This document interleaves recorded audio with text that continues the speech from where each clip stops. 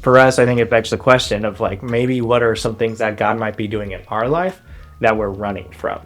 That all of a sudden when we start trusting Him with finances or trusting with decisions at our workplace or in our family, and we start to see His presence in there, do we get scared that all of a sudden it's not in our control? Or do we embrace it all the more? Hey, welcome to our next episode of Ask the Pastor. This is where we take questions that we get during our sermon times and we go a little bit deeper down in them. We recently just wrapped up a series through the Christmas story over about 4 weeks and over the kind of the month of December. And it begs a lot of questions that we see throughout that story. And one of the consistencies we see a lot every time an angel appears, we see every time, or a couple times when things happen that are pretty amazing and miraculous, how other people respond to it.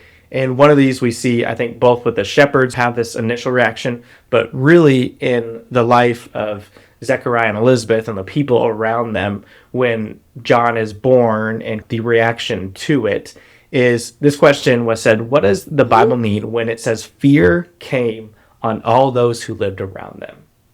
The Bible talks a lot about fear.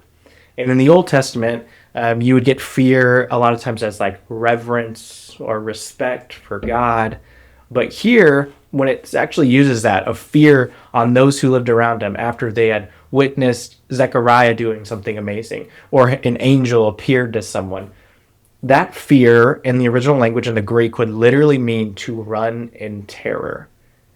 And I think there's a very human aspect to the fact of when we come up against something that we truly cannot explain and that goes beyond our reasoning, that looks so big, so scary, and so powerful, a natural reaction in all of us, no matter how tough we think we are, no matter how smart we think we are, no matter how much we have everything figured out, is there's a natural fear component to it.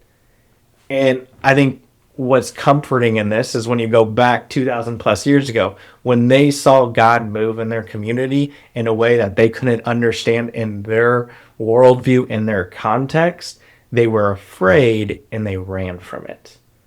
For us, I think it begs the question of like, maybe what are some things that God might be doing in our life that we're running from?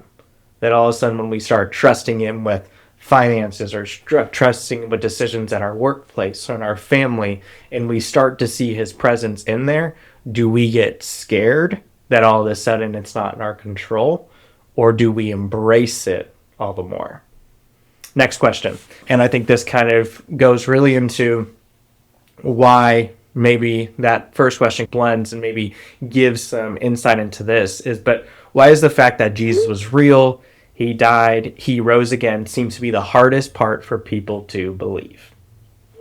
Again, I think this goes a little bit back to the fear, is if you accept that Jesus was a real person, which that one is probably the hardest to argue. Historically, someone to argue that Jesus wasn't real is insane. And they're living under a rock and don't really know how to do research or don't know how to read history, because a lot of sources reference Jesus, whether that's biblical or outside of the biblical narrative. But the biggest ones are died and rose again. And again, this takes some faith to believe in.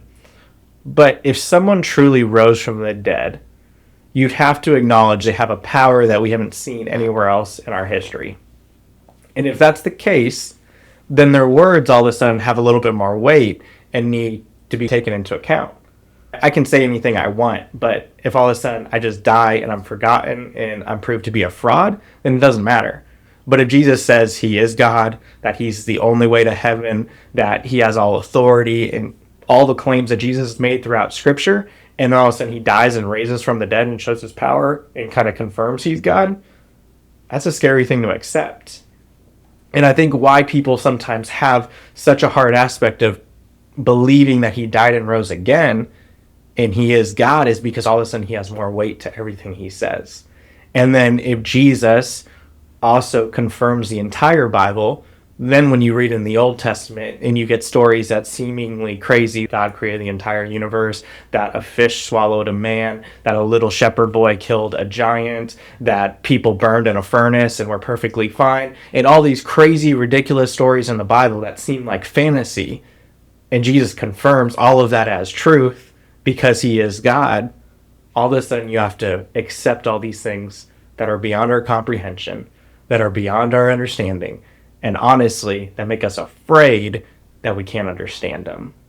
And I think ultimately, this is where the struggle comes between the logical and the faith, because the Bible makes a lot of logical arguments. And I think we can make logical arguments for Scripture and apologetics all day long. But until someone wrestles it in their heart and has the faith to lighten and say, yes, this is true, and not just stand by their convictions, whether they're well-founded or not, and actually be able to hear the gospel and hear about Jesus, then it'll be impossible for them to take that step of faith. Thank you guys for joining us. We'll see you next time.